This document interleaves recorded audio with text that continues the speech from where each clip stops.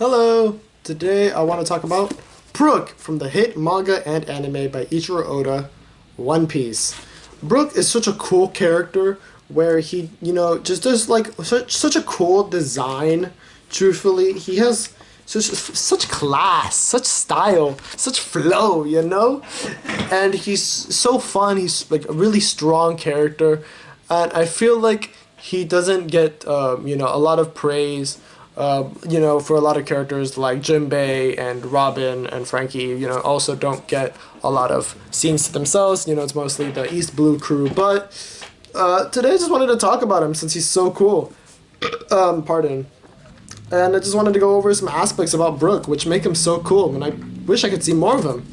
For example, like, we're meeting him, right? Meeting Brook, right? And when we see him in Thriller Bark, us characters, meet him and we see that he is just this lonely skeleton in this ship.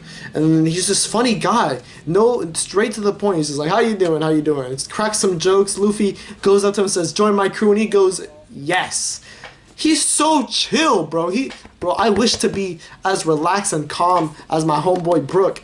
But later we find out his backstory. We find out that he was part of the Rumbar Pirates and that his crew was hidden with this immense sickness, and that they later on he became the captain, and then they got attacked by a bunch of pirates, and that they were all poisoned, and then they started playing music and to record for Laboon, which we meet earlier in Reverse Mountain. And it's still alive, and he was the only one alive, and he's just sailing across. And then he gets boo-ganged with all of that happening. He gets boo-ganged by Greco Moria, gets his shadow robbed, so he can't do shit. My homeboy was struggling. My homeboy was in the trenches, bro. This shit was rough for my homeboy. And then we later find out, we later find out that, okay, fuck. We gotta do this shit. We find out that the guy with the shadow he put, Gecko Moria, was this old samurai from Wano. Zoro beats his ass. We get the shadow back and kill Gecko Moria. But that's, Brook's backstory, right, where how we meet him. But now I just want to talk about, like, what he does. Because he gets some action moments, like, later. Actually, no, he doesn't. I'm a liar. My pants are currently on fire because the next arc, he literally leaves the crew. Everybody, Kuma, bless his soul, best character in the show. Kuma pulls up, TPs everyone out of the map, bro. /TP fucking coordinates and hits them with the time skip time. Huh? What? And so Brook becomes like part of a cult leader, and then later becomes like, I don't know, Kanye back then. Like, he really was popping shit. He became Kendrick Lamar. He was like rapping and popping this shit, right? Awesome Nirvana shit. He really became a playboy. And then later on, we just see him and he's just like this fucking playboy, which is so cool. Gosh. And then we don't get to see much of Brook, right? He's just in the back, coasting along, oh shit, showing his cool powers, how he's super fast, right? Because he's this like cool skeleton. Right? He doesn't really get things to himself. But then we get to Whole Cake Island, where he becomes the fucking goat.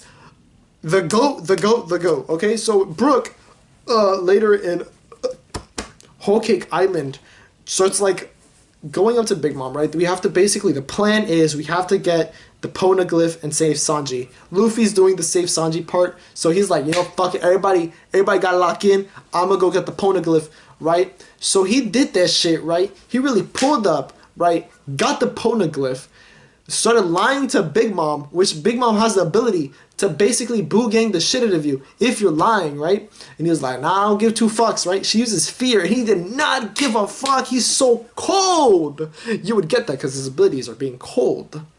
Well, and then later on, he sleeps with Big Mom because she's like, damn, bro, you're so cool. Let me sleep with you. And he's like, I bet, shawty. And then he sleeps with Big Mom. That's crazy, bro. He gets that emperor pussy. I need to calm down, right? So he literally sleeps with Big Mom, leaves, and that moment was so cool, so impactful. It just shows how like such a strong character Brook is, and so how cool he is. just without even fighting, right? He's still a strong character, which I wish that we can see more of him fighting, but just seeing him talk and do his thing is just so outstandingly cool. Later we see him in Wano save Robin, which Robin does most of the cool things, where she becomes Demon Nico Robin, which is also really cool. And that's really all I could think about of Brook, what he actually does. Brook, I feel like doesn't get much love compared to the other Straw Hats in the writing, but actually, spoiler alert, recently, Brook might be the father of one of the big players in Elbaf right now. So that's actually really cool. We got to see more Brook love, which I always love to see. We always love to see some Brook because he's just so cool. He has that action packed. I wish we could see him fight more, to be honest, because he always fights fodder characters, right? He just goes and then one shots everybody. I wish we could see more of that, like, especially with that modern animation where he starts fighting people and he's just like a fast paced fight, like, you know, on some goddamn Sukuna and I was about to say Morgana, but, you know, fucking flying around and shit. Dude, I wish. It's a travesty. But yeah, no, that's basically it. Just wanted to talk about the homeboy Brook. Yeah, have a good morning, evening, or night, wherever you are. See ya.